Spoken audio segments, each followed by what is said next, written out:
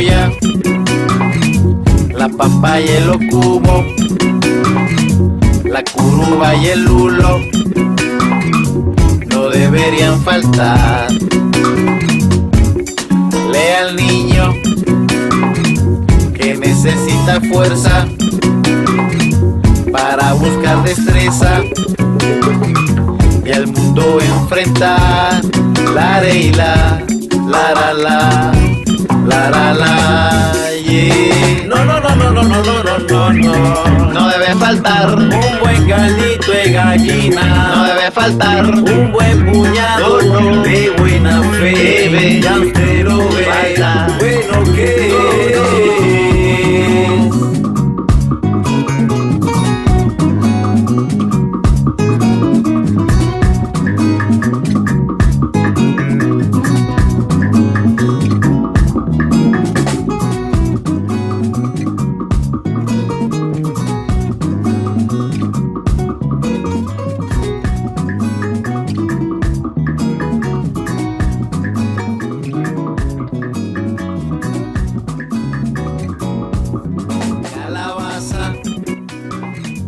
Alfalfa y tomate.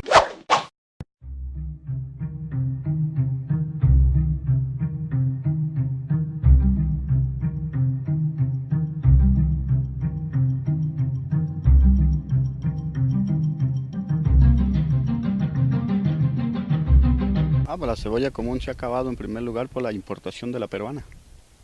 Por la importación de la peruana. Claro, y de entra a más bajo precio. Ese es el gran problema.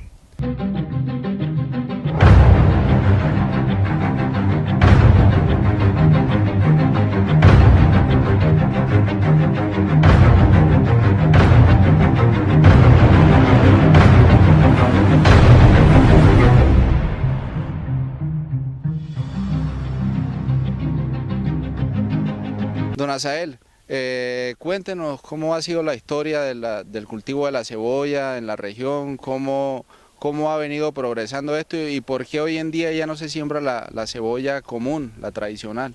Pues la cebolla común se ha acabado en primer lugar por la importación de la peruana. Por la importación de la peruana. Claro, y de entra a más bajo precio. Ese es el gran problema. ¿Y esto de qué manera ha cambiado, digamos así, la historia de la región? Me refiero a la economía o la estabilidad que manejaban los labriegos de acá. Anteriormente era más buena la economía, claro. El cultivo de cebolla era más rentable. Ya no es rentable como era antes, porque la peruana viene a bajo precio. No sé cómo la cultivarán en Perú, ¿por qué viene a más bajo precio? Hoy en día, ¿en cuánto está una carga de cebolla? Por el momento es hasta 400.000 pesos, está cara. Estamos hablando de la peruana. Sí, señor. Y de la común. Está al mismo precio. Está al mismo precio y No hay preferencia. y el proceso es más difícil para lo de la común. La común, claro, la antigua, porque las semillas no han sido mejoradas. Aunque pues la calidad es mucho mejor, no. Esa es la mejor para consumir la común. Bueno, nos encontramos acá en la vereda, la estancia, acá con el señor Asael, que nos va a comentar. Él es el único productor acá de la cebolla pues común, como tal, la verdadera cañera, y nos va a comentar cómo es el proceso que la cultivación de la cebolla. La cebolla común es la más difícil de cultivar. Por eso ha sido desplazada por la peruana, por la diversidad del clima, en primer lugar. Bueno, ¿y en qué influye en que la peruana haya acabado con los precios y eso es lo que se escucha? Porque es más fácil para cultivar. Tiene un poquito de menos dificultad. ¿Fácil en qué sentido, señor Asael? Necesita menos agua. ¿Y la otra, la común? La común necesita más agua y más fumigación. Bueno, ¿y por qué ya no se da tanto? ¿Por lo mismo? No, por la diversidad del clima. El clima nos ha perjudicado. Se sube y se baja. Y usted dice también que el precio también, no sé, está igual. Ya no hay preferencia para la común. Anteriormente había preferencia. Ya no. Ya es igual. Es igual. Es igual el precio ser peruana que común y es más difícil para sacar la común, la antigua. Claro. Muchísimas gracias. Don Albeiro, tengo entendido que antes a la cebolla no se le quitaba ni el tallo ni la raíz, la empacaban así y la llevaban así pues hasta los puntos de venta. Veo que ahora es lo contrario. ¿Por qué? Bueno, te digo que esto es por la cuestión de la higiene. Sí, antes se llevaba así con tallo y todo para la olímpica, pero entonces siguieron molestando por el mugre, o sea que por la higiene. Entonces, como va a tocar rabarla todo, entonces ahorita tocó seguirla. Se encarece más, o sea que se nos encarece más nosotros los agricultores, pero entonces va más limpia y todo, ¿sí? Entonces es la cuestión de ahorita del o sea que es mugre. Bueno, el señor Yamid nos va a contar un poco cómo es el proceso de siembra y hasta el momento que llevamos a la venta el cultivo de la cebolla. Bueno, esto desde la siembra hasta el momento tenemos que hacer semilleros, trasplantes, arreglas de tierra, bajar la cosecha a casa, arreglarla, espatarla, arreglarla como ustedes la están viendo acá, como va quedando. Lleva mucho trabajo, mucho costo. Que espero que lo que estén haciendo ustedes nos ayude para un medio de que no nos vayan a meter exportaciones acá, que la cosecha nosotros no sea que nosotros solos pueden meter, pero que no nos metan muchísimo, porque ahorita tiene un precio estable, pero es mucho lo que se les han pagado una cosecha de cebolla. Obreros son muy caros, espatadas, arreglas de tierra, siembra, las semillas son muy caras, todo, entonces que nos ayuden, ustedes quieren lo que estén haciendo que nos sirva de algo a nosotros, sí. Y otra cosa que ustedes quieren que los hongos de la tierra hay que echarle harto veneno, porque la gallinaza se le echa, está trayendo un gusano que no será el formal de la gallinaza o qué será lo que le da, se traga la cebolla. Hay muchas cosechas que no sean todas iguales porque se las come el gusano. La cebolla, la papaya y el ocumo, la curuba y el lulo no deberían faltar. Lea al niño que necesita fuerza para buscar destreza y al mundo enfrentar. La re y la ra la yeah. No debe faltar un buen caldito de gallina. No debe faltar un buen puñado de buena fe. Ya usted lo ve, bueno que es.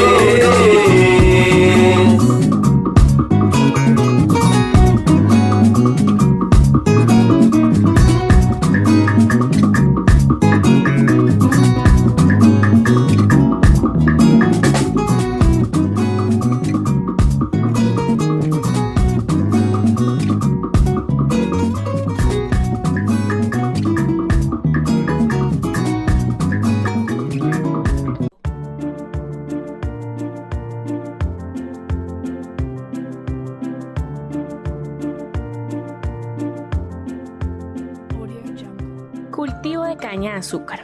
El azúcar ha sido un ingrediente muy valorado en la elaboración de alimentos y bebidas desde que Alejandro Magno la descubriera en la China hace 2500 años. Esta se cultiva en aproximadamente 100 países alrededor del mundo, en los cuales encontramos a Brasil, India, China, México, Cuba, Colombia, entre otros. Su cultivo y procesamiento proporciona sustento para millones de personas y su exportación mantiene a muchas economías nacionales. Este cultivo crece en zonas tropicales, subtropicales y templadas. Los problemas ambientales que rodean la caña de azúcar son los líquidos que se dan por la pérdida del hábitat a medida que se va limpiando la tierra para el siguiente cultivo, la erosión del suelo, la contaminación del agua por el escurrimiento y la extracción de agroquímicos y la resistencia de malas hierbas, las plagas y sus enfermedades. ¿Pero qué es la caña de azúcar? Es una planta con tallo grueso y fibroso que crece hasta alcanzar aproximadamente 10 metros de altura. Estas plantas de caña de azúcar almacenan sacarosa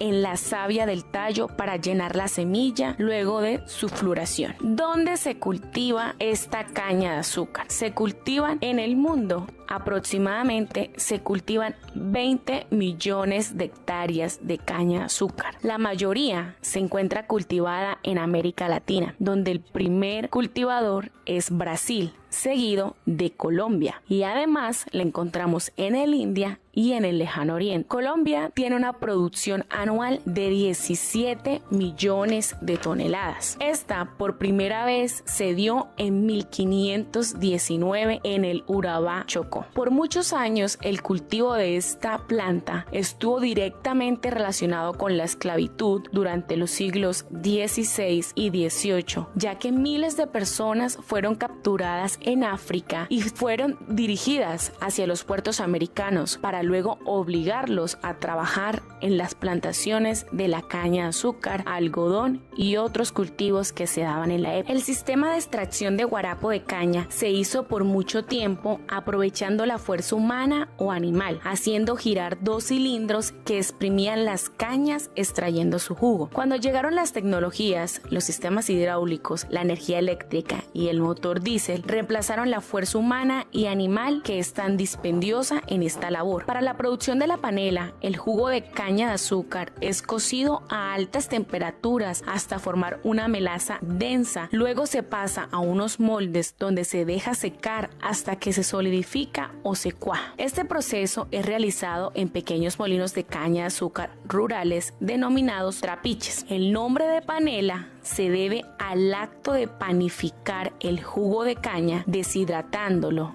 y solidificándolo en panes rectangulares o moldes de diferentes formas. Además, según los datos de la FAO, la producción de panela es una de las más tradicionales agroindustrias rurales en América Latina y el Caribe, y la producción mundial de este producto se encuentra en alrededor de 13 millones de toneladas por año. El primer país productor de panela es la India, seguido de Colombia, donde es la segunda fuente de producción económica rural después del café, generando 353.366 empleos directos y soporte de desarrollo en diferentes regiones. El primer departamento productor de panela es Santander, seguido de Boyacá, Cundinamarca y Antioquia. La panela está compuesta básicamente por sacarosa, con alto contenido de glucosa, fructosa, proteínas, calcio, hierro, fósforo y ácido ascórbico. Este producto es catalogado como un edulcorante de bajo costo con importantes aportes de minerales y trazas de vitaminas para quien lo consume. La panela es un ingrediente importante en la gastronomía del pueblo colombiano. Es utilizada en la elaboración de miel de panela para endulzar bebidas y es la base de postres y dulces tradicionales, además de ciertos platos de la cocina colombiana. En los diferentes municipios del país donde se hace la panela, también se elaboran alfondoques y blanqueados,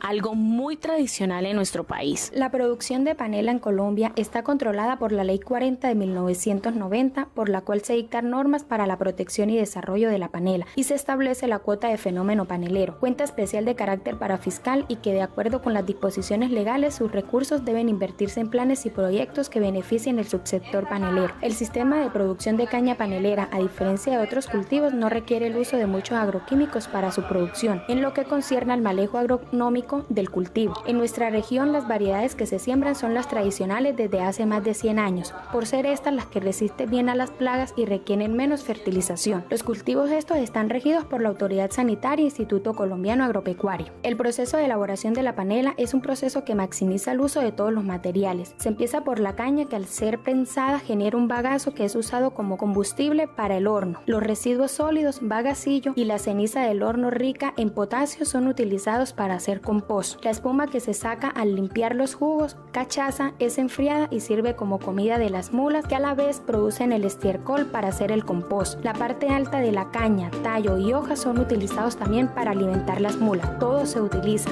nada se pierde.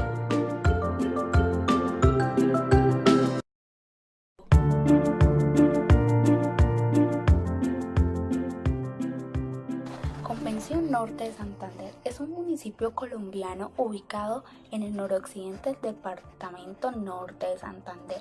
Es considerado como el mayor productor de panela del departamento. El municipio de Convención se ha caracterizado por ser el pionero en la actividad productiva de la caña de panela.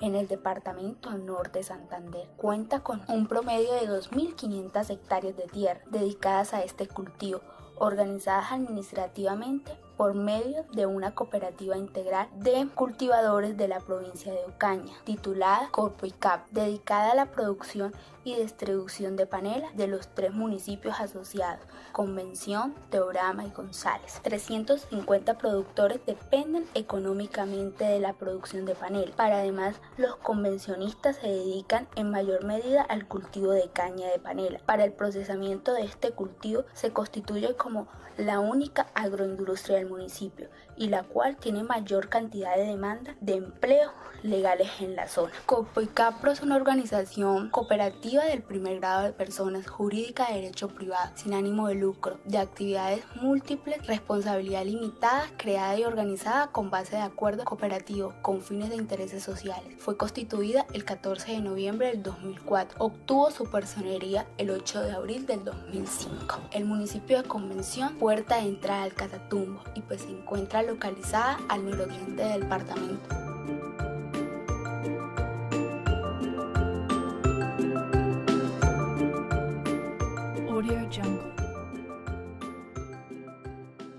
Pasos en la elaboración de la panela. Aponte es la recolección de caña cortada, su transporte desde el sitio del cultivo hasta el trapiche y su almacenamiento en el depósito del trapiche, que no debe ser mayor a 5 días. Previo a la extracción de los jugos en el molino, estas cargas de caña son transportadas por mulas desde el cultivo hasta el trapiche. Al llegar al trapiche, son pesadas para saber cuánta producción de panela le corresponde a cada cosechero, que por cada 100 kilogramos de caña producen unos 10 kilos de panela. El peso. Cuando las mulas llegan al trapiche cargadas, cada una es pesada con cargas y sin cargas con el fin de obtener el peso de la caña. Molienda. Se realiza la extracción de jugo. Es el paso de la caña a través del molino con la operación de obtener un jugo o guarapo crudo como producto principal y bagazo húmedo verde, que se emplea como combustible para la hornilla. La extracción del jugo va del 45 al 67%, según la potencia del molino. Limpieza de los jugos consiste en eliminar por medios físicos y a temperatura ambiente el material grueso con el que sale el jugo de caña del molino, principalmente la cachaza y las partículas de bagazo. Su separación es manual, ya que hay una decantación de estos residuos. La clasificación. El jugo prelimpiado pasa las primeras pailas para empezar a calentarse. Allí se adiciona un aglutinante vegetal, plantas manchadas que son un poco babosas, como el balso y el cadillo, con el fin de hacer producir mucha espuma, en lo cual los últimos residuos finos se pegan a su superficie. La melaza es un alimento muy nutritivo para las mulas. Cualquiera de estos equipos de prelimpieza requiere para su buen funcionamiento una adecuada limpieza mínimo de 4 horas con el fin de evitar la fermentación de los jugos y como consecuencia un deterioro de la calidad de la panela. Evaporación. Se dan las hornillas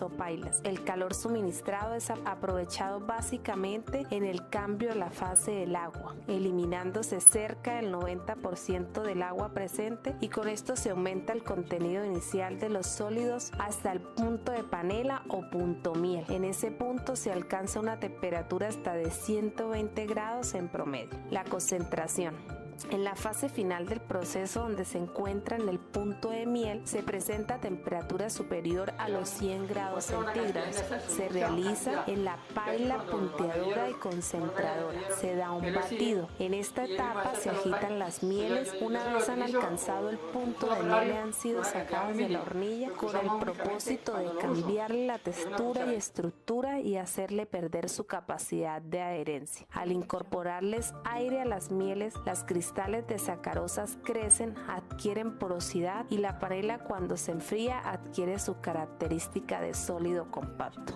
Luego se pasa al moldeo. En esta etapa la panela ya está formada y se deja que ésta adquiera estado de máxima compactación. Luego se da el empaque. El producto tiene varias presentaciones. Las unidades se empacan al vacío en bolsas transparentes y se sellan por medio de una templadora. Luego, estas unidades se empacan directamente en bolsas de papel o cajas de cartón grandes de 24 kilogramos o en cajas de cartón pequeñas que pesan 6 kilos. Los empaques para la panela están regidos por la ley. Los paneleros deben presentar sus productos en empaques individuales según lo ordenó una resolución del Ministerio de Protección Social. Se trata de la resolución 779 de 2006 que establece los requisitos para la producción y comercialización de la panela, varias de cuyas normas entraron en vigencia en septiembre de 2011. La panela tiene una constante comercialización en la plaza y el valor proporcional de la caja está entre los 58 y 60 mil pesos, caja que viene por 40 unidades. Este precio se ha mantenido en todo el transcurso del año. Además, la podemos encontrar en diferentes presentaciones, ya sea cuadrada, en diferentes tamaños, redonda, en pastilla y pulverizada. En estas presentaciones las podemos conseguir en cualquier tipo de autoservicio, supermercado o bodega del mercado público de Ocaña. Pero en el momento de la comercialización existe un inconveniente para el transporte de la panela, pues los productores no cuentan con un transporte idóneo para sacar de los municipios dicho producto, pues esta hasta el momento ha sido transportada con los carros de línea de las diferentes cooperativas. Coincapro está en gestiones para obtener un medio y realizar de manera adecuada la comercialización y así llegar hasta el fin, que es distribuirla en cada una de las zonas del departamento. Este trabajo fue realizado gracias al acompañamiento del señor Hernando Quintero, propietario de la finca San Antonio, ubicada en la vereda El Trapiche, en Convención Norte de Santander, en la cual nos abrió sus puertas para poder ingresar y revisar cada uno de lo que hasta el momento han podido observar en este video. Estamos infinitamente agradecidos y solo nos queda por decirle que siga trabajando en el desarrollo y en el progreso de su municipio. Finalmente, queremos invitar a todos y a cada uno de nuestros compañeros para que consuman este preciado producto como es la panela. Es así como podemos aportar al avance de nuestro municipio. Este trabajo fue llevado a cabo por Tania, Jennifer, Meili y Laura. Muchas gracias por su atención.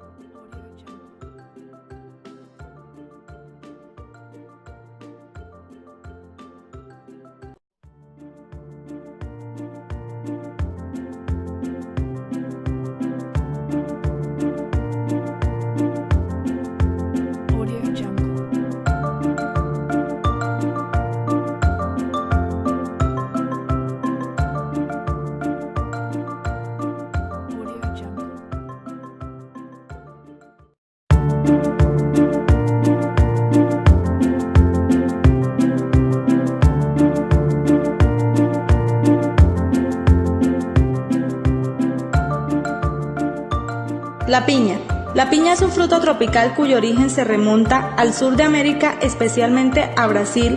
Su descubrimiento se atribuye a colonizadores españoles y portugueses. Datos como ese son interesantes, pero en la actualidad hay datos muy importantes como cuál es la mejor piña de la región donde se cultiva y cuál es el tipo de la piña más codiciada.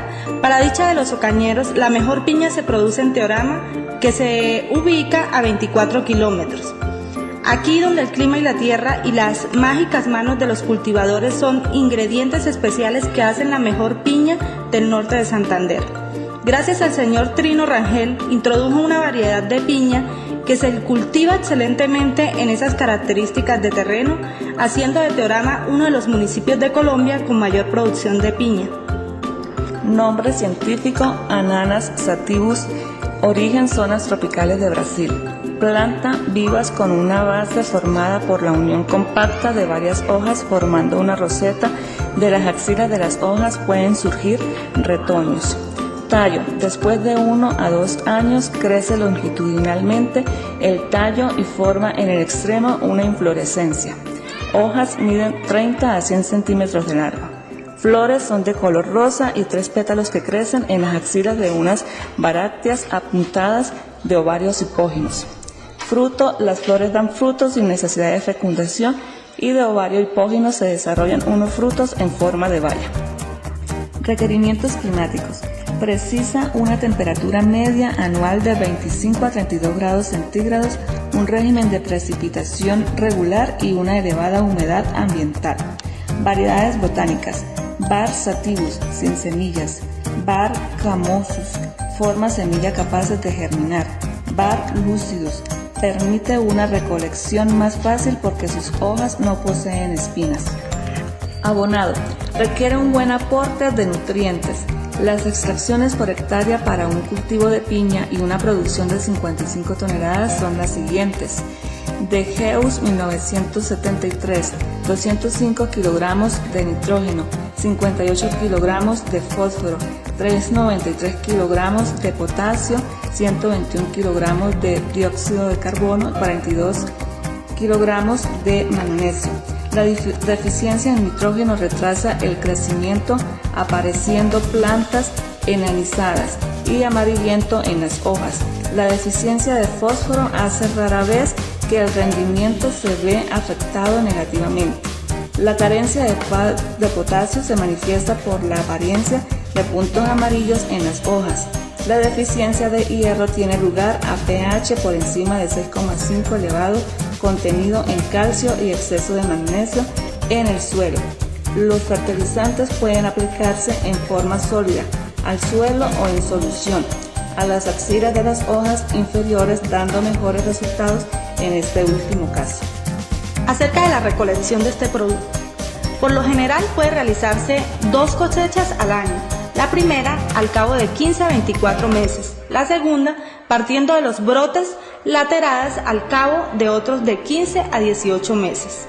La importancia económica se da en los principales países productores como lo es China, Estados Unidos, Brasil, Tailandia, Filipinas, México.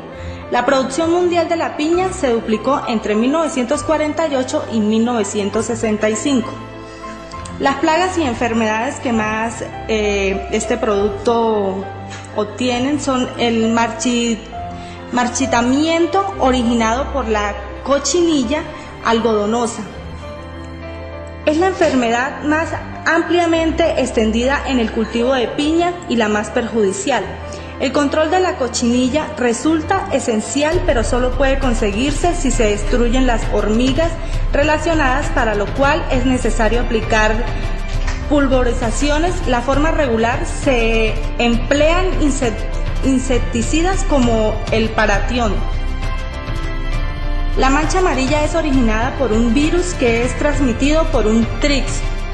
Los nematodos pueden encontrarse en un número superior a los 100.000 por decímetro cubo del suelo y son unos enemigos de la piña.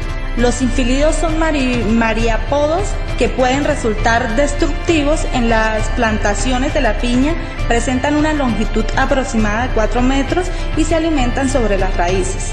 Los ácaros moscos de la fruta, la polilla, Cacnia liquis, las mariposas, Tecla basileres solo pueden ser controladas adecuadamente después de un tratamiento hormonal. Por cosecha, cambió de color de la cáscara de verde al amarillo en la base de la fruta. Son frutas no climatéricas, por lo que se les debe cosechar cuando están listas para consumirse. Si hablamos de calidad, uniformidad de tamaño y forma, firmeza, libre producciones, ausencia de quemaduras, desorden, agrietamientos, magulladuras, deterioro interno, manchado pardo interno, hojas de corona, color verde. Estas calidades se clasifican en 3 categorías. Tenemos la categoría A, la categoría B y la categoría C.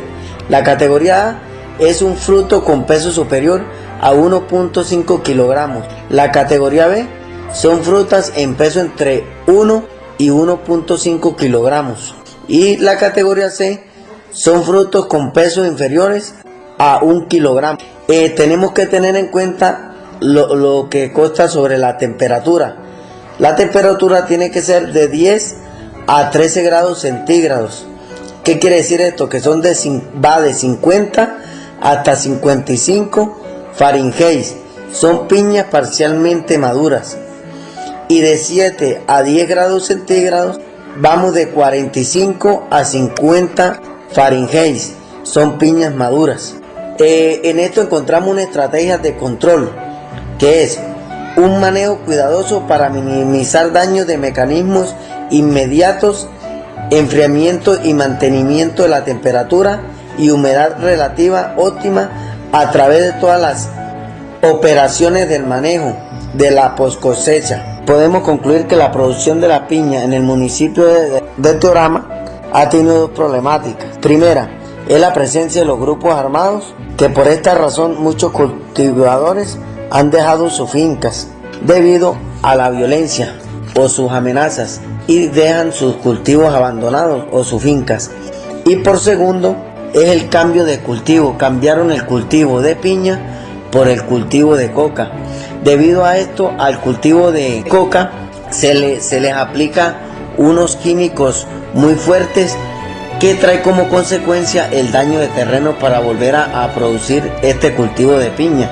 Y pues también podemos concluir que la falta de la presencia del Estado en infraestructura vial para sacar la producción de piña de este municipio siempre le ha costado una tarea difícil, y más con el cambio de clima que estamos viviendo, que por el invierno se hacen las vías muy difíciles para transportar dicha producción de piña.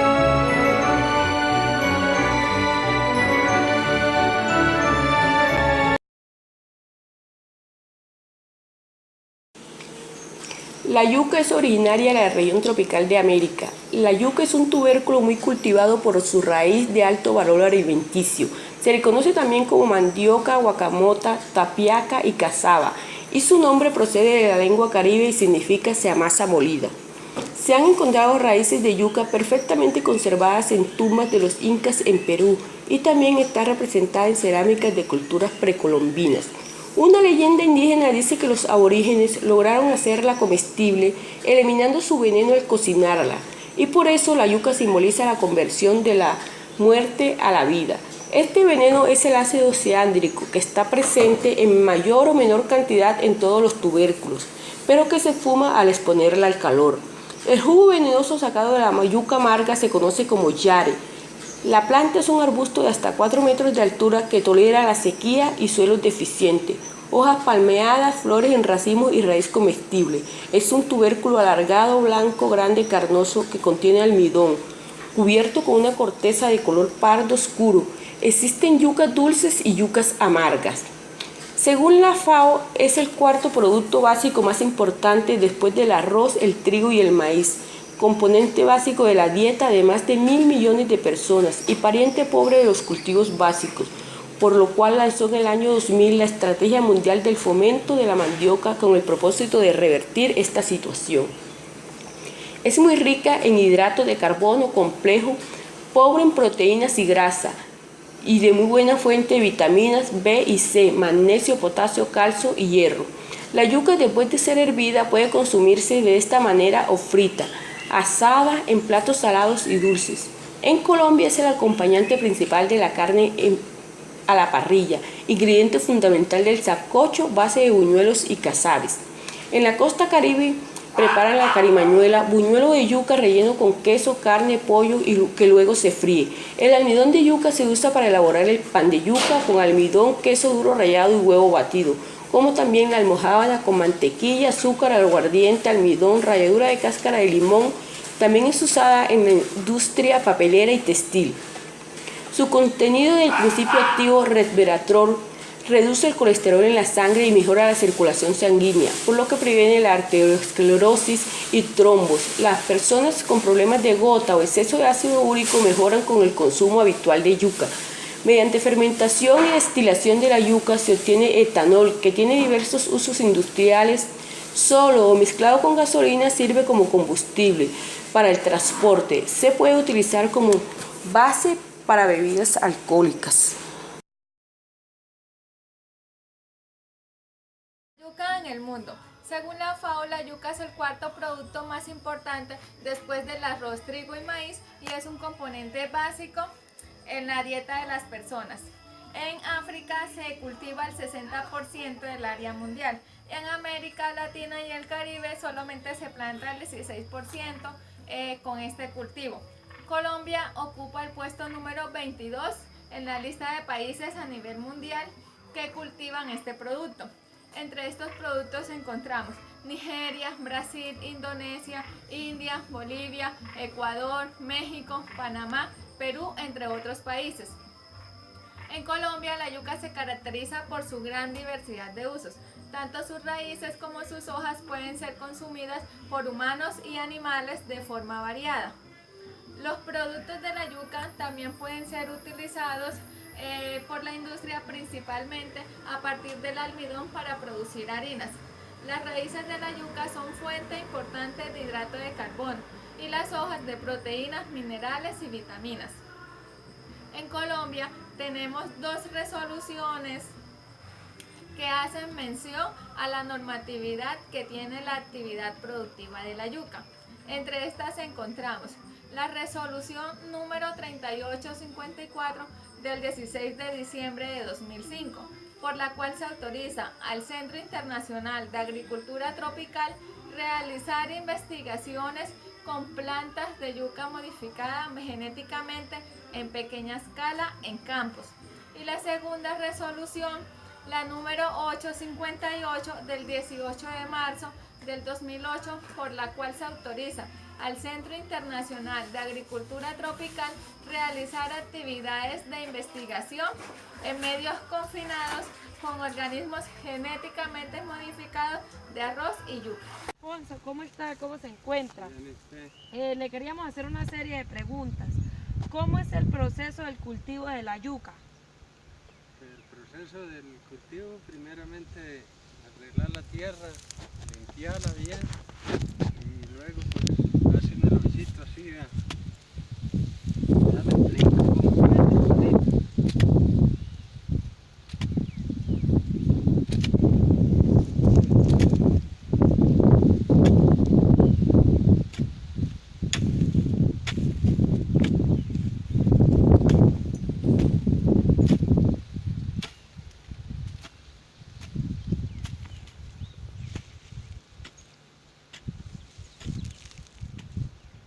Entonces, aquí miramos, sí, miramos que lleve unos 3 nacimientos, para que algunos le meten un palito, yo le meto un otro, uno vaya, entonces uno mira que la nacencia vaya hacia arriba, ¿no? Y aquí no lo mete hondo, sino aquí a flor de tierra. Palito, llegue, apriete un poquito y ya eso es todo. Listo. Y luego, cuando ya tiene hierbitas ya así, entonces uno llega con el asadorcito, coge por los laditos así la va cervando. Si uno no quiere cervarla toda, entonces hay un veneno que se nombra gromosón. Algunos le echan lifosol, pero es bravo, a veces le da por matarla así. Que no sabe echar, pues mejor que no le eche porque de pronto la mata, ¿no? Entonces lo que es el mero hoyito, uno la rodetea, la limpia. Muy señor John Freddy. Nosotros como estudiantes de la universidad queríamos hacerle una serie de preguntas acerca de la yuca. ¿Qué municipios son los más rentables, son los más productores de yuca aquí en la región? Buenos días, señorita. Mucho gusto, mi nombre es Geoffrey, en la cual le vamos a solicitar y le voy a comentar sobre acerca de la yuca y la comercialización de la yuca. La yuca tiene muchos conceptos. En primer lugar, hay muchas clases de yuca para el comercio y para el consumo humano. Como por ejemplo, en el departamento de Tibú sale muy buena calidad de yuca. En el departamento del Tarra, municipio del Tarra, sale buena yuca. En la llana norte de Santander son municipios productores de yuca y comercialización de yuca. Hay muchas clases de yuca para el comercio. Está la yuca nacional, la yuca ñinga, la yuca moradilla, la yuca negrita que habituamos actualmente en la región Ocaña. Está la yuca armenia. Son yucas para el mercado que aguantan entre 8 y 15 días para la comercialización. Como la yuca negrita, la yuca blanca, que aguantan sin un promedio de 50 horas. Quiere decir 2 días después de arrancar. Porque se negrea y no sirve ya, porque se negrea y no sirve para comercializarla. La otra, la yuca armenia, ella tiene un promedio de 15 días de aguante para consumo. Tiene una avena, produce una avena que produce un palo, en la cual no tiene comercio. Es una yuca muy rentable, muy alta calidad, de su estabilidad de tamaño, del comercio es muy favorable, la yuca armenia. La yuca ñinga es una yuca de una semilla nacional. Señor Geoffrey, ¿qué tipo de yuca se da en la región de Ocaña? En nuestro municipio de Ocaña se ve normalmente la yuca blanca y la yuca negrita. ¿Cuál es la diferencia entre la yuca blanca y la yuca negrita? Son ya las clases de semillas, alguna por su tamaño de yuca y la otra por su calidad de yuca.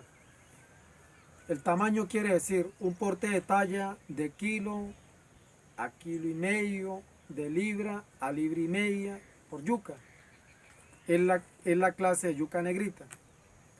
La yuca blanca es por lo que es una yuca delgadita por ahí de libra para abajo por yuca. Entonces no es muy rentable para el comercio por la favorabilidad de que bota mucho desperdicio, pero muy rica para comer por su clima, la yuca negrita aquí en nuestra ciudad. Señor Geoffrey, ¿el cultivo de yuca se da más bien para el comercio o para el consumo humano? Bueno, normalmente la yuca tiene sus dos garantías. Como productor es rentable la yuca y como habitualmente pues para el consumo, porque uno en su campo pues tiene su hectárea, su media hectárea de yuca para el consumo, que es uno de los productos de la canasta familiar básicos. Entonces es favorable para las dos, tanto para el comercio como para el consumo.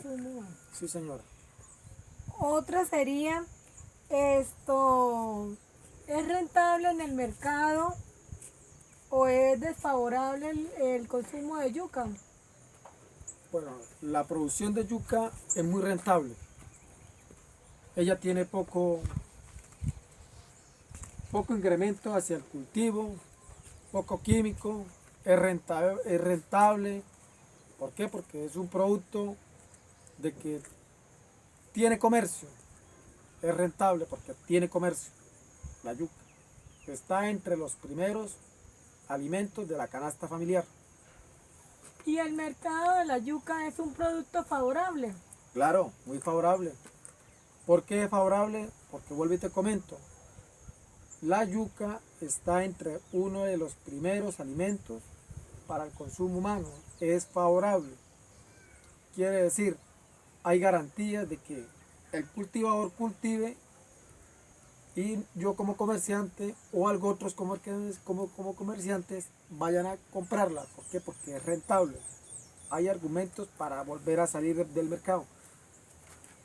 Bueno, señor John Frey, no siendo más, le damos las gracias por habernos atendido en esta pequeña entrevista. Bueno, chicas, de igual manera, a la orden, que tengan un feliz día y para servirles con todo gusto. Bueno, sí, señorita, igual.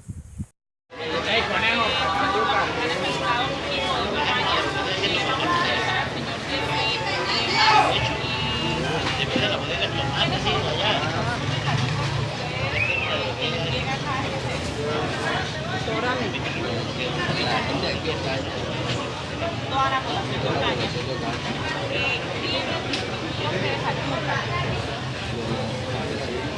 1.700 lo dejo ahora que exactamente el municipio de San Pablo. De San Pablo. ¿Cuál es la temporada en la que este producto les está mejor ganando? Diciembre. Muchísimas gracias. Encontramos con el señor acá en el Vaya aquí en la puerta, ya la parte de abajo.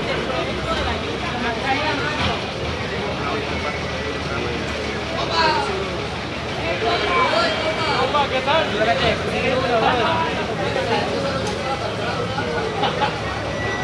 Allá por el mundo, ¿cuál es la época del año? aquí por el mundo va hacia adentro. Va a salir allá. No se vea porque no debe subir. ¿Es constante la venta de la yuca? Seguir a ver.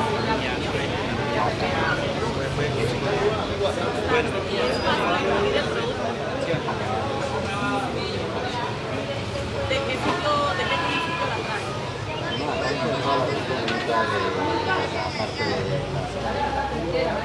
Y las zonas aledañas. Especialmente únicamente qué municipio. De Conexión, de Acalí y San Pablo. Sí, San Pablo, la dirección de Conexión, de la misma zona. Muchísimas gracias, señor Rafael.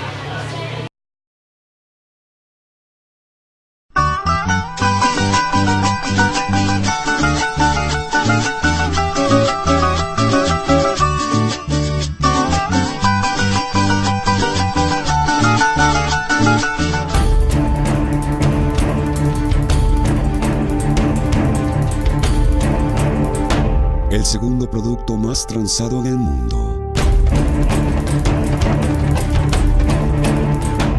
Todos lo consumen y solo algunos lo pueden cultivar. Sin embargo, no hay otro como él. El secreto para que los colombianos produzcan el café más reconocido del mundo es la suma de muchas cosas. Los colombianos son místicos. Le hacemos el proceso colombiano, ese es el proceso del amor, para que llegue a nuestros paladares a cualquier momento. Nosotros lo empleamos a partir de las 2 o 3 de la mañana, de ahí en adelante. Son como de tu familia. Yo siempre que veo entrar a alguien, siento que Dios me lo manda. Que me está diciendo aquí, que todo con amor se puede. Son soñadores. Las ánimas del purgatorio me tienen todo elaborado, yo madrugo a trabajar. Son trabajadores. Sin campo no hay ciudad. Lo que hay ahí es el producto del sudor de nosotros los campesinos del mundo. Y de que nosotros los campesinos del mundo, en años, en generaciones, no hemos sacado ni siquiera vacaciones. El colombiano es recursivo. No son millonarios, pero son muy felices. Y todas esas cualidades se las imprimen al café. Esas son solo algunas de las razones para que el café de Colombia sea tan bueno. Bueno, compañeros, buenas noches. Nos encontramos hoy en el municipio de San Calixto, más exactamente en la vereda Casas Viejas. Nos encontramos en la finca denominada El Divino Niño. Hoy nos acompaña el amigo y compañero Dagoberto Martínez, quien actualmente es el propietario y productor de café en el municipio de San Calixto. Dagoberto, buenas noches. Buenas noches. Dagoberto, pues queremos hablar con usted un poquito sobre el cultivo del café. ¿Usted nos podría comentar cuántas hectáreas tiene actualmente la finca en café? A ver, nosotros aquí en esta finca tenemos aproximadamente 30.000 matas de café, que eso da un total como de unas 6 hectáreas de cultivadas en café. Bueno, y anualmente, ¿a cuánto equivale eso en producción? ¿Cuántos sacos de café más o menos están cultivando ustedes anualmente hoy en día? Las 6 hectáreas de café estamos recolectándole más o menos un total de 80 cargas de café. 80 cargas de café. Sí. Bueno, y en cuanto, cuando hablamos de café, pues sabemos que es un producto reconocido a nivel mundial. Colombia se reconoce pues por producir café. ¿Cuál cree usted que es la ventaja que tiene el café sobre otros productos que se cultivan actualmente en la región? Pues creo que el café es el mejor cultivo que puede haber en todo el mundo entero y principalmente aquí en Colombia, porque es el que tiene un precio un poquito más fijo, donde la carga pasa de los 600.000 pesos a los 700.000 y ahí pues se tira a mantener. Sobre los otros productos que se cultiva, lo que es el frijol, cebolla, pues no son productos que tengan precio estable. Hoy está un precio, mañana está otro precio, y por eso el cultivo del café, pues creo que para mí y para muchas familias en Colombia es el mejor cultivo, y esperamos que el gobierno los tenga en mejores condiciones, que los tengan como la vista más clavada entre el cultivo del café y así mirar a las familias cafeteras en Colombia, y que le busquen una solución al precio, que ojalá tenga un precio de 1 millón de pesos para que vivamos todas las familias y que vivimos en el cultivo del café, y ojalá más familias se unan a este cultivo, que con este cultivo pues mejoramos mucho en lo que tiene que ver en nuestros hijos en el futuro, porque nosotros con el precio del café y es el cultivo que más estable hay en Colombia, podemos sostener mejor la familia, podemos dar estudio, podemos vivir más bien, podemos conseguir una vivienda más digna. Esperamos que el gobierno pues los tenga muy en cuenta lo que es el cultivo del café. Claro, así es. Don Dagoberto, y cuando hablamos de las dificultades que ustedes como campesinos tienen al cultivar el café, ¿qué podemos encontrar? A ver, creo que una de las dificultades que tenemos nosotros en el cultivo del café es que los químicos sí son muy caros.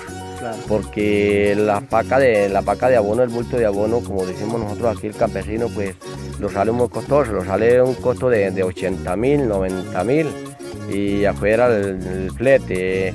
Lo otro, las carreteras en muy malas condiciones. En la carretera pues prácticamente son trochas, son caminos, y nosotros pues a pico y pala, nosotros como Comunidad Unidos pues le echamos una media arreglada, porque no tenemos bancos de maquinaria, no tenemos obra de arte, la carretera muy estrecha, muy malas condiciones, peligrando la vida o peligrando toda la familia cuando vamos a llevar lo que es la producción de la cosecha del café hacia la cooperativa, que es donde lo vendemos, en el municipio de San Calixto. Claro, y en cuanto a apoyo del gobierno nacional, ¿ustedes tienen algún apoyo por parte del gobierno? No tenemos apoyo, totalmente no tenemos apoyo por parte del gobierno. Por eso esperamos de que el gobierno se ponga la mano en el corazón, y el ministro de Agricultura, que son cultivos que no le hacen daño al país, sino le da un futuro al país. Claro. ¿Ustedes venden el café en la cooperativa? Sí, señor, en la cooperativa. Esos son los puntos de nosotros. Eso es un llamado que le hago yo también a los cafeteros, de que le vendamos la cosecha de café a la cooperativa, que son legales. Claro, ¿cuánto equivale un kilo de café hoy en día, don Dagoberto? En el día de hoy amaneció el kilo de café a 7.200 pesos. 7.200 6.200 pesos. 6.200 pesos. ¿La carga está en cuánto? ¿700.000? Más o menos de 700 y piquito. 700. ¿Ustedes acá en la vereda actualmente cuentan con algún proyecto productivo en cuanto a cosecha de café? No, ningún proyecto productivo. ¿Subsidios por parte del gobierno? Subsidio tampoco tenemos nada, por eso le estamos pidiendo al gobierno de que nos tenga en cuenta en los subsidios, porque Cuando se los viene, por ejemplo, un ataque de la roya, de la broca, pues nosotros esperamos que el gobierno sí los tenga en cuenta en eso, porque nosotros ahí donde fracasamos y le podemos estar quedando mal a los bancos. Claro, ¿cuál es la variedad de café que más resiste las enfermedades? Pues por ahora estamos cultivando lo que es el café Castillo. Este es Castillo, ¿no? Este es Castillo, sí, señor. Bueno, compañeros, pues eso ha sido todo con el amigo Dagoberto. Muchas gracias.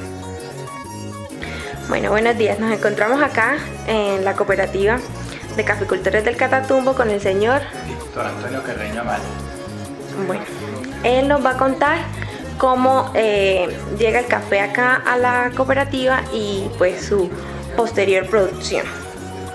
Bueno, el café a la cooperativa llega a través de agencias de compra que tiene la cooperativa en 24 municipios caficultores del departamento. Se compra café en todo el departamento norte santanderiano y de allí se escogen los cafés que se van a procesar ya para la marca Café Don Antonio. Cuando el café llega acá, el primer paso que se le hace en la transformación del café es la trilla. Posteriormente pasa a la tostión. La tostión se hace por baches, ahí demora aproximadamente entre 15 y 20 minutos la tostión de un bache. Luego pasa a la máquina de molido y por último a la parte de empacado, y de allí pues ya sale el producto terminado. Bueno, estamos acá con nuestro amigo de la cooperativa de caficultores del Catatumbo, que nos va a explicar todo el proceso de producción del café.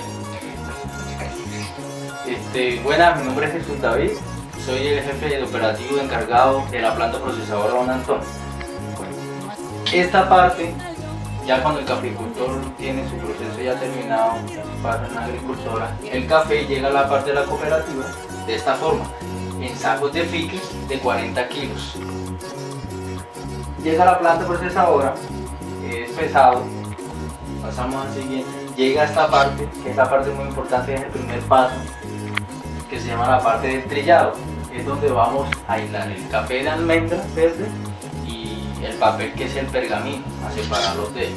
Bueno, ya separado en esta parte del proceso, el café pasa divididos en 25 kilos por bache a una gran máquina. Aquí es montado, es una tolva, que es donde se descarga la parte del bache, ya pasa por trilla, la descargamos en esta tolva de la tostadora, en esta parte es depositada. Esta es la tostadora, aquí en esta parte que es la tolva que veíamos en la foto anterior. Este café se descarga y cae en una recámara donde está totalmente sellada y donde se va a aplicar calor, ahí donde pasa el proceso de torrefacción. En esa parte donde vamos a ver mucho el café en movimientos por un fluido de aire, que es de calor. Esta es la parte de la tostadora donde ya va a ser tostado el café y va a ser depositado en esta vasca. Después de esa vasca, ya al ser depositado ya el café tostado, de esta manera, está totalmente uniforme la tostión. Al ser ya tostado y al ser enfriado, pasamos al siguiente paso, que es la parte del molido. La parte de la molienda, aquí tenemos otra torta, está depositando el café ya tostado en grano. Ese es el café ya molido, donde está siendo molido y depositado en esos baldes grises. Después, ahí en esa parte de la toma, después de ese proceso va a ser totalmente sellado. En esta parte, aquí el café molido ya está siendo totalmente sellado y empieza su proceso que se llama el proceso de desgasificación, es donde el café va a liberar muchos CO2. Pasamos al siguiente proceso, que es el proceso de empacado. Esta parte de Don Antonio es un proceso de empacado manualmente, aquí donde se va a hacer dosificado el café. En esta parte, en estos momentos, estábamos empacando lo que es la presentación de 500 gramos. Al ser empacado, vamos al siguiente paso. Aquí es depositado el proceso donde va a ser dosificado. Aquí ya está totalmente dosificado, pero va a pasar al proceso de sellado. Después del proceso sellado, viene el proceso de reembolse, que es esta parte, es donde va a ser reembolsadas en unidades de 12 unidades por pack. Aquí están las pacas de presentaciones. Ya después de ese proceso es el proceso final de la parte de la planta procesadora. Ya ahí pasamos a otro siguiente plano.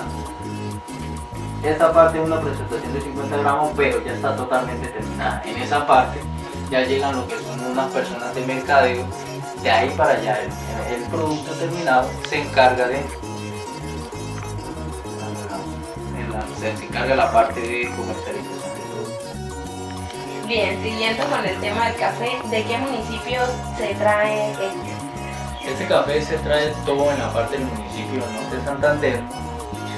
Algunos pueblos son llamados, tenemos una estadística exacta como de 24 municipios, en la cual siempre reconozco algunas como Bucarachica, Chinacota, Pamplona, Toledo, Cucutilla, Convención, El Carmen, todo lo que es la parte del Catatumbo y todo lo que es la parte caficultora también de Ocaña.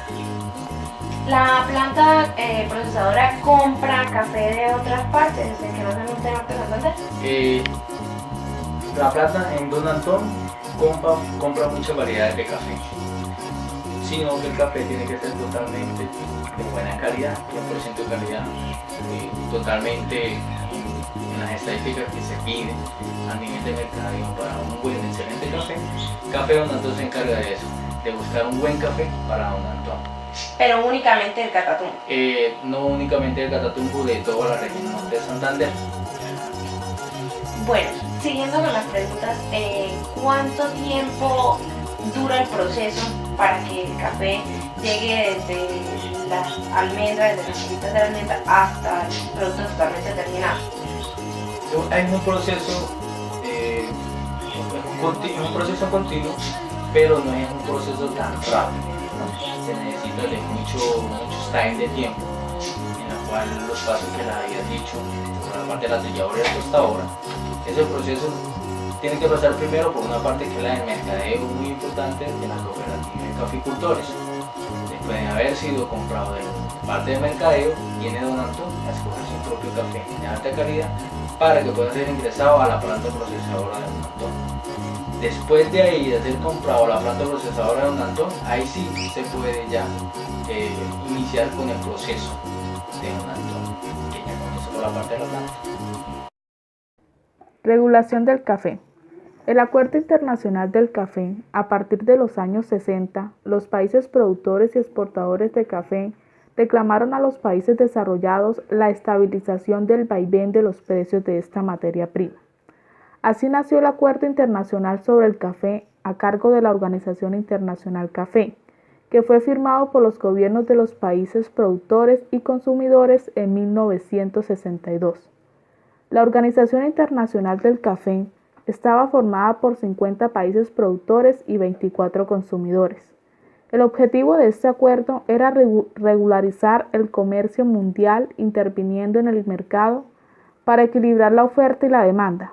Por ello se fijaban unas cuotas a la exportación a cada país que mantenían los precios.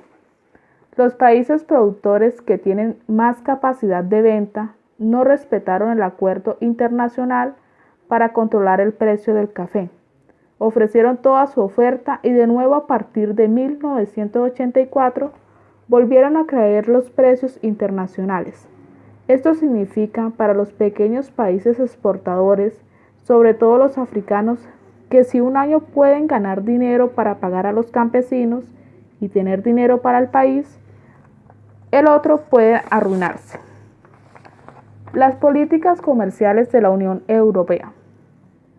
Otro de los problemas con que se enfrentan los países del sur exportadores de café son las medidas comerciales proteccionistas. La Unión Europea establece impuestos que deben pagar a todos aquellos consorcios exportadores a la entrada del producto del sur, los llamados aranceles. Estos aranceles, en el caso del café, mayores dependiendo del nivel de transformación del café. Es decir, si es café verde es más barato, que si es café tostado y descafeinado, entonces pagan mucho más. Y si es café empaquetado, los impuestos encarecen el producto muy por encima de los precios de un paquete de café en nuestros supermercados. Esto implica que los países del sur solo pueden exportar café verde sin tostar, ganan menos dinero de la venta, pero no pagan casi aranceles. Y para los países de la Unión Europea, esto implica que la transformación del café se hace en Europa y los grandes beneficios se quedan aquí. En economía se dice que el valor añadido, es decir, los beneficios finales de la transformación y elaboración del café, se quedan en el norte. Legislación del café en Colombia. La Ley 76 de 1927 sobre la protección y defensa del café. Ley 76 de 1971 prevé el fomento de la industria cafetera. La Ley 11 de 1976 por la cual se deroga el impuesto de exportación del café y se dictan otras disposiciones. Ley 17 de 1981 por la cual se aprueba la Convención sobre el Comercio Internacional de las Especies Amenazadas de Fauna y Flora Silvestre. Ley 9 de 1991, Normas Generales sobre los Cambios Internacionales y Medidas Complementarias, Contribución Cafetera. Ley 27 de 1993, Ley General sobre el Desarrollo Agropecuario y Pesquero. La Ley 189 de 1995 aprueba el acuerdo de creación de la Asociación de Países Productores de Café.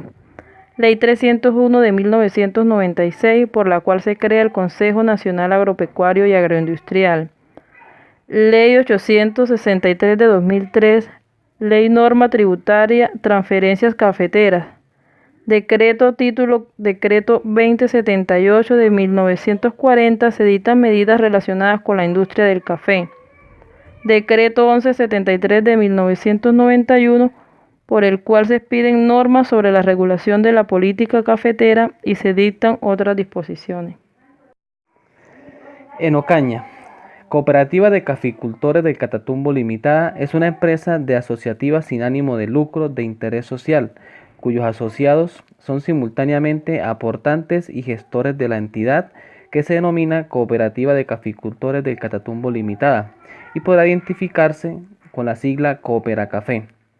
Fue fundada en el municipio de Convención Norte de Santander el 22 de marzo de 1980 y nació por el ánimo de 28 caficultores, líderes naturales de la región, de realizar en conjunto acciones para afrontar problemas comunes relacionados inicialmente con la comercialización del café, ya que el único canal de distribución lo poseían los comerciantes particulares, que no garantizaban el pago del precio oficial por la cosecha, sino que establecían el precio del café según su propia conveniencia, lo cual desfavorecía en todo momento al productor. El domicilio principal de la cooperativa es el municipio de Ocaña, en el departamento norte de Santander.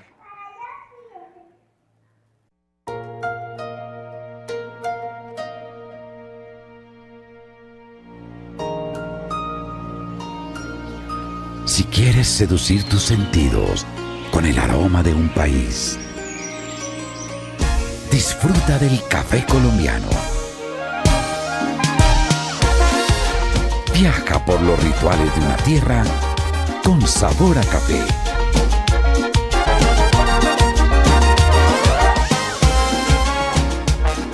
Descubre el origen de su suave sabor.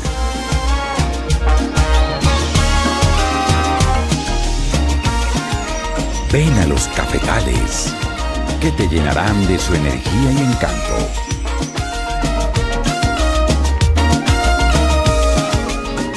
Para todo lo que quieres vivir, la respuesta es Colombia.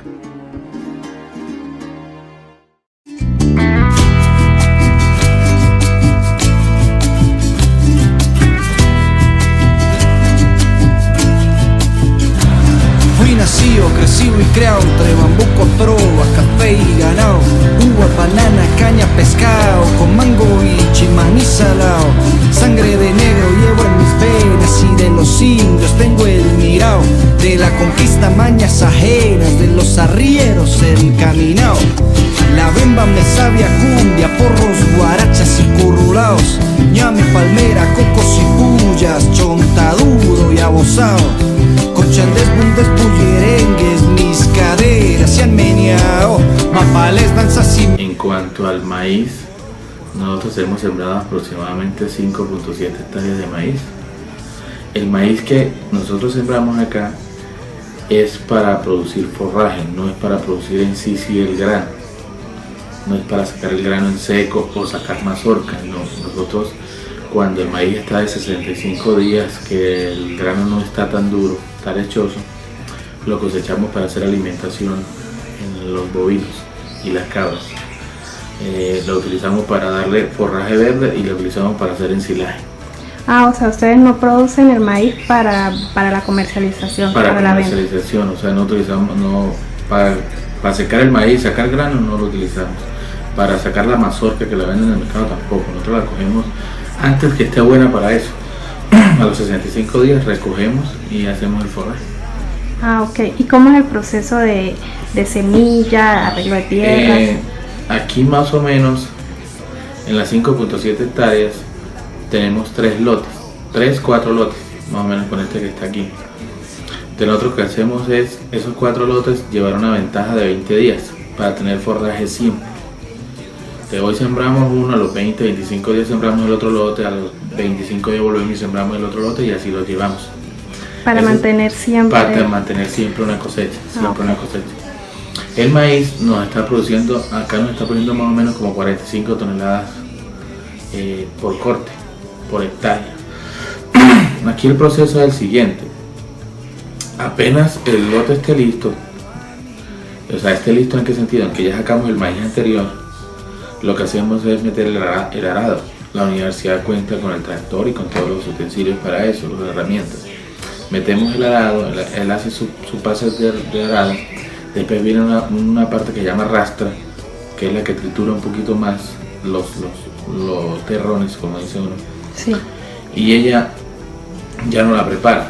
Nosotros tenemos 2 operarios en ese lado, que son el señor Ramón y el hijo de Mauricio, son trabajadores de la granja. Ellos nos hacen la siembra.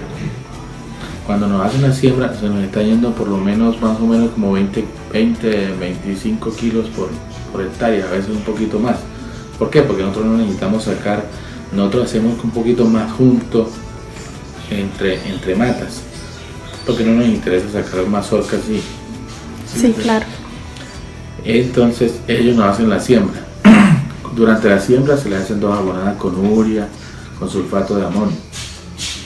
Cuando los 65 días ya está listo, lo que hacemos es que la máquina cosechadora con el tractor recoge todo el maíz. Sí, hay lotes que lo utilizamos, por ejemplo en época de verano, lo utilizamos para darle forraje directamente verde. Cada día va cogiendo sus hileras. Más o menos nosotros sacamos unas 3 toneladas diarias de comida de pasto. Entonces un lote de eso nos alcanza por lo menos para 25 días, 20 días, según el tamaño, 15 días. Y ese pues ya es el proceso. Usted me decía que el maíz que siembran aquí dura más o menos 60 días. 60 días. 60 días, sí. Y normalmente entonces ¿cuánto debía durar el maíz? Para vender, para productos, sí. O sea, mazorca, cuando es mazorca verde, esa que uno utiliza para asar y para todo, sí, que no es tan dura, por ahí unos 80 días a 75 días. Nosotros lo hacemos antes. Cuando ella está mazorca, hay mazorca, tiernita, como pero dicen. no tan tierna tampoco.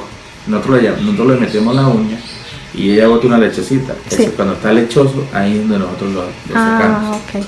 Y si es maíz para sacar grano seco, que es el que usted conoce para hacer harina. Y ese es el que ustedes utilizan para semillas, ¿sí? Sí, nosotros dejamos un pedacito y la dejamos para semilla, unos 100, 110 días. Cuando ya está seca la mata, la sacamos, la ponemos a secar, escogemos el grano y ya la utilizamos. Ah, bueno, y en cuanto el maíz requiere venenos...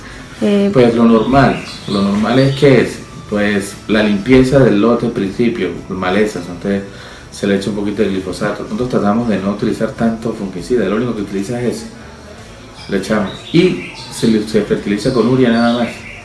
Pero ahora la incidencia de urea la hemos bajado, o sea, si allá antes se utilizaban 200 bultos para toda la granja, para lo que es pasto, para maíz, todo eso. Ahora utilizamos como 60 bultos apenas para todo, porque estamos utilizando el abono de bovinos, el abono de caprinos, el abono de los conejos, el abono de la gallinaza, todo eso, los subproductos que estamos sacando de aquí, los residuos los estamos utilizando. estamos compostando o lombrinaza y les estamos echando directamente. Ok, ¿y el maíz sufre mucho de plagas o no? Pues a ella le da mucho un gusanito, que es Un el gusano gusano. ejército. Entonces tratamos de controlarlo siempre. Pero Jaime, ¿y cuál es el método de compra que usted utiliza con el maíz? El método de compra pues es un negocio que tiene más de 35 años para acreditado acá en la plaza. Entonces ya la gente, la mayoría de cultivadores saben dónde queda el negocio y vienen y ofrecen el producto. Acá nos gusta la gente porque nosotros siempre le mejoramos el precio al campesino. El peso también es un peso eficiente y la gente pues busca eso. Y la estrategia que usted maneja para... La estrategia para comercializar, para vender, la calidad del maíz, la trillada del maíz, el peso del maíz y el precio del maíz. Y la atención de la gente. ¿Y en qué momento usted tiene pérdidas en este producto? Se tiene pérdida cuando los maíces en tiempo de invierno, el cultivador los recolecta y no pasan a un secado preciso. Entonces, eso trae pérdida porque el maíz se calienta y se quema. ¿Y ganancias? Ganancias, pues más o menos, ¿qué le digo yo? Uno siempre los precios, siempre cuando la cosecha se acaba, hay unos guardaditos, no es un de precio, no queda distribuido. Bueno, siempre la utilidad es la misma, porque cuando el maíz baja uno baja de precio, cuando el precio sube.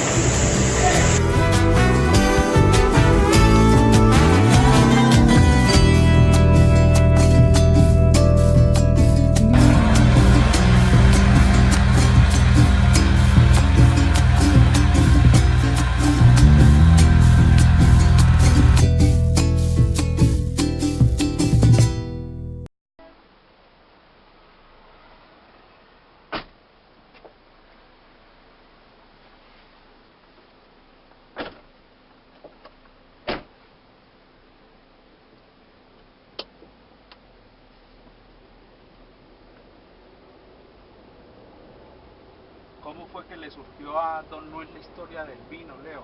La idea del vino. La idea del vino surgió por él compró la finca y de ahí empezó a tener una matica de uva pequeña. Una matica de uva pequeña y miró que los racimos eran grandes. Claro que los racimos eran grandes y toda esa vaina. Y él dijo que se enloqueció con la vaina de traer uva aquí a Ocaña, que por una vaina solar que pasa por la finca, que divide el sol se divide ahí en dos partes. Pues, es lo que empezó a hacer ahí. ¿Y de dónde traían ustedes esa uva? Esa uva se trajo una de Cali y la otra de Francia, que es la uva de mesa, que es la verde, la que nosotros conocemos, que es la verde, la que es la otra que es como moradita, pero no es grande, y de ahí empezó a surgir eso. ¿Y qué problemas tuvieron ustedes por lo menos para traer esa uva? ¿Eso está vigilado por algún ente? ¿Les tocó pedir algún permiso especial o cómo traen ustedes esa uva? Eso tocó sacar un permiso en Cali y sacar para traerla de allá de Francia, pues tocó que pasarla por la aduana, sacar permiso aquí para meterlas otra vez aquí a Colombia, pero esas llegaron no directamente aquí a Ocaña, empezaron a llegar directamente a Valle del Cauca. ¿Y quién los ayudó a ustedes por lo menos con lo de los venenos? ¿Dónde pedían ustedes venenos o quién los enseñó a cultivar la uva? Bueno, mi abuelo conoció, nosotros fuimos a Cali, yo fui a Cali con él y tuvimos una charla en el Valle del Cauca donde está toda los cultivos de uva y donde sacan el vino en Cali. Nosotros fuimos allá y ahí mi abuelo se hizo muy amigo porque como nosotros hablamos mucho y hacíamos amistades en cualquier lado, entonces se hizo una amistad muy grande con un señor allá que es ingeniero de agro, de vinos, y es ingeniero allá de todo lo que es la producción de la uva. Entonces se hizo muy amigo de él y él le presentó a un señor de apellido Zavala. Y de ahí entonces Zavala se lo trajeron para acá, para Ocaña, y empezaron a mirar, a estudiar primero la tierra, para ver si era apta para sembrar la uva. ¿Cómo fue ese proceso de decir qué uva sembrar acá? O sea, hay uva verde y hay uva roja. ¿Qué uva sembraron ustedes y cuál recogían para el vino? Nosotros recogíamos la Isabela, la que se llama Isabela, la que es de vino. ¿Esa es verde o roja? Esa es la rojita, la pequeñita. ¿Y qué hacían con la verde? La verde se distribuía la distribuimos en cajas para la venta en el mercado. Distribuíamos venta en mercado, otra se iba para Bogotá, Bucaramanga, Barranquilla, pedían mucho. Y la gente que venía a visitarnos aquí a Ocaña, pues se llevaba su caja su cajita de uva para su ciudad de origen. ¿Conoce el nombre del uva verde? ¿Se llama igual o cómo se llama? Esa se llama, hay varias clases, la Merlot, está la Isabela, que es la que sacamos el vino, está la Pinot Noir, está la Pinot Noir blanca, la Merlot blanca también había varias. ¿Ustedes primero cosecharon la uva, cosechaban uva para venderla, o primero hicieron el vino y después vendieron la uva con los excesos? Primero empezamos con la distribución en Cajala. Empezamos a distribuirla en Cajala y a empezar a hacer mercado. Aquí en Ocaña y en otras ciudades que teníamos familias allá, y allá la familia se encargaba. Pero lo primero fue sembrarla y después sí comercializarla aquí en Ocaña, primero que todo. ¿Los ayudaron a ustedes con algún subsidio del gobierno? ¿Había algún tipo de subsidio para ese tipo de cultivo? ¿O todo fue con patrimonio propio? Todo fue con patrimonio propio y con las uñas, como decía mi abuela. No hubo ningún acompañamiento del Estado, ni para distribución, ni para distribución, ni para veneno, ni para ayuda, nada. Todo fue con las uñas, fue con plata de nosotros mismos. El patrimonio de él se lo gastó ahí y de ahí. ¿Cómo afectó la entrada de la uva chilena, el comercio de la uva de la uva que ustedes vendían? El comercio de la uva chilena a la que nosotros vendíamos, pues nos afectó mucho, por lo que esa uva venía a muy bajo precio y esa uva viene sin ningún tratamiento. Yo creo que viene sin aranceles, sin nada. Eso nos afectó mucho por el comercio, muy barata. A nosotros no nos reventó mucho, porque nosotros no podíamos tampoco darla muy barata por los insumos, porque aquí los insumos son muy costosos. Para comparar uno a Chile, esa uva uno no sabe cómo fue cultivada ni nada. Para nosotros que era un cultivo más artesanal, sí, generaba un costo superior. Sí. Y la idea del vino, cuando empezaron ustedes a hacer el vino, ¿cuáles fueron los primeros problemas que encontraron? Cuando mi abuelo empezó con el vino, en el año 98, pues él sacó así con la licuadora. Empezó con la licuadora a sacar el jugo del vino y de ahí lo dejó, porque llegamos, que saquémoslo, entonces lo dejamos ahí como una semana. Cuando llegamos ya se estaba fermentando. Cuando vimos aquí, cuando dijo mi abuelo, no, esto es como vino, y ahí empezamos a surgir lo del vino, y de ahí mi abuelo empezó a traer toda la maquinaria de Valle del Cauca y la otra maquinaria artesanal. Nosotros mismos hicimos lo que fueron los tanques para matarle la bacteria. Nosotros por internet buscamos para hacer, o sea, todos los aparatos del vino, prácticamente la mayoría son artesanales y con las uñas. Veo que ahí dice que de un viejo aire acondicionado en el libro de la historia de su abuelo es donde mejor se plasma la idea esa de lo que tuvieron que hacer para crear esos aparatos. ¿Y cómo fue la evolución? ¿La presentación es la que vemos ahí en esa botella o fue evolucionando un poco? ¿Cómo inició eso? Bueno, que yo veo que ahí tienen registro del INVIMA y todas las etiquetas, y cómo cambiaron el sistema de sellado y de envasado para poder ser pues ofrecido en otras ciudades. Bueno, lo primero que todo fue, nosotros trajimos unas botellas de color verdes y nos llegó también transparentes. Cuando empezamos ya lo que fue, cuando empezamos a empezar ya a sacar el vino, tuvimos muchos problemas, muchos problemas, porque como todo era artesanal y a veces se nos quedamos sin gas, a veces nos quedamos sin luz, se nos iba mucho el agua, bueno, al fin, se nos iba, mejor dicho, muchos problemas, pero bueno, al fin sacamos el famoso vino Santa Bárbara y empezamos con la producción. Entonces mi abuelo dijo, pues vamos a ponerle que queda mejor presentado y más fino y más caché el corcho. Pero el corcho, empezamos nosotros a mirar que el corcho con la levadura del vino queda aquí unos residuos acá en esta parte de aquí, pues aquí no se ve por lo que tenemos el capuchón, pero aquí entonces queda empieza como unos hongos y eso es antihigiénico ver eso así. Entonces pues ahí dijimos, pues cambiamos a la tapa. ¿Y el nombre del vino de dónde proviene? De la finca de Santa Bárbara en Ábrego, como mi abuelo vivió allá en la finca esa cuando estaba Pegote, Santa Bárbara. Entonces él dijo que la finca, que el vino se llamaba Santa Bárbara también por la patrona de Ábrego, de los abreguenses. Santa Bárbara es la patrona de los abreguenses y él es de Ábrego y él es muy devoto era muy devoto a la Virgen de la Virgen de Santa Bárbara. La finca de nosotros se llama Atoviejo, porque también allá el caserío donde él vivía allá en Ábrego se llamaba Atoviejo.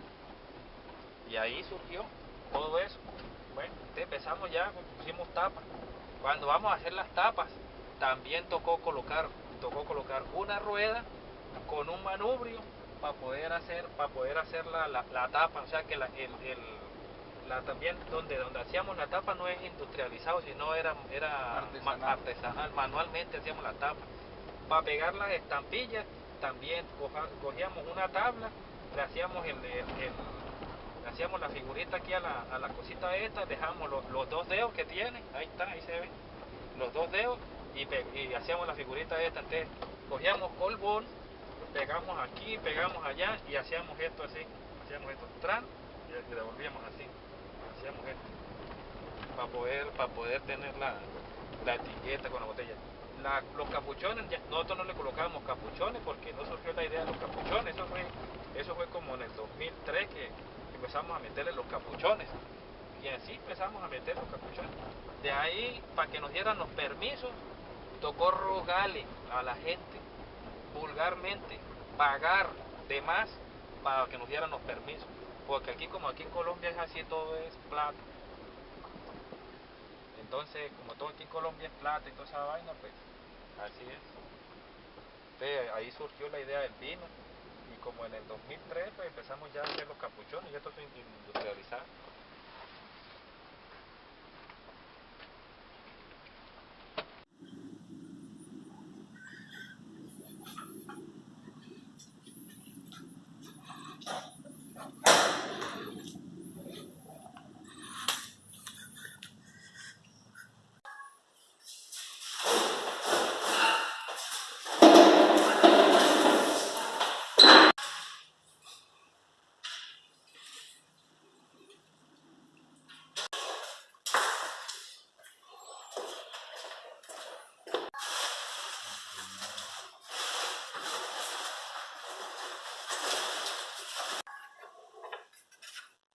Hacerlo.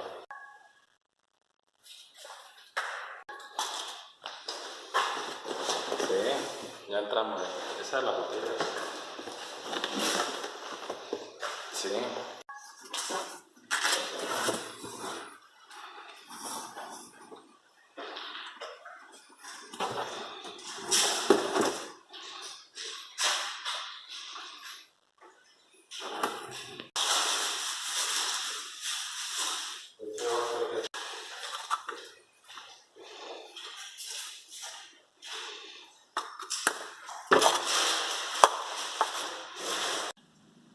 Bodega. La bodega.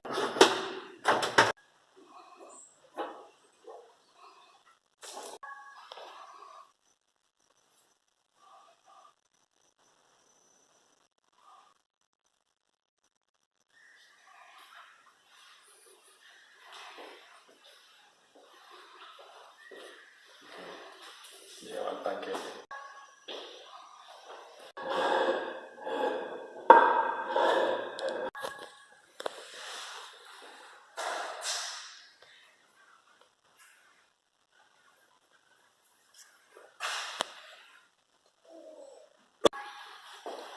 Todos esos componentes.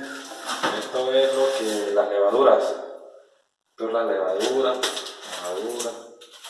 Esto era el químico para lo del carbonato. El carbonato. Estos también son. ¿Eso es más potente? Sí, esta es la más potente. Este para que el vino nos estuviera más rápido, nos diera más rápido el alcohol.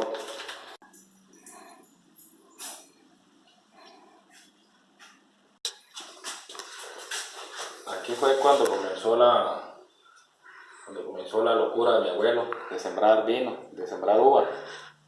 Este es el terreno y esta es la uva. Tocó que colocarle los palos para que ellas se vayan subiendo, y aquí meterse a todo el enrejado que había acá, para que ellas quedaran todo enrejado.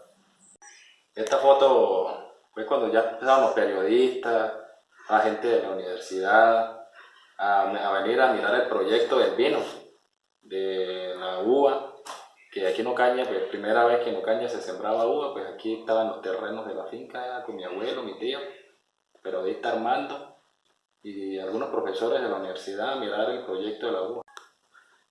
Ya aquí el proyecto, ya pues, así como observan a mi señora madre, y la uva ya, la que estaba hablando ahorita en la primera entrevista, que fue la uva, la de mesa. Ya esta es la de la mesa, esta es la que nosotros comemos, la que nosotros ya empacamos en las cajas, que era la verde. Ahí se pueden observar. Y estos son los recuerdos de ellos dos, de haber sembrado uva por primera vez en Ocaña.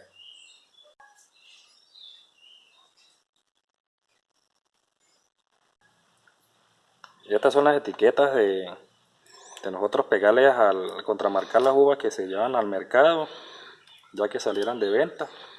Las cogía y se le pegaba aquí a la uva. Por ejemplo, aquí le pegaba a la uva, para que se dieran cuenta que era de...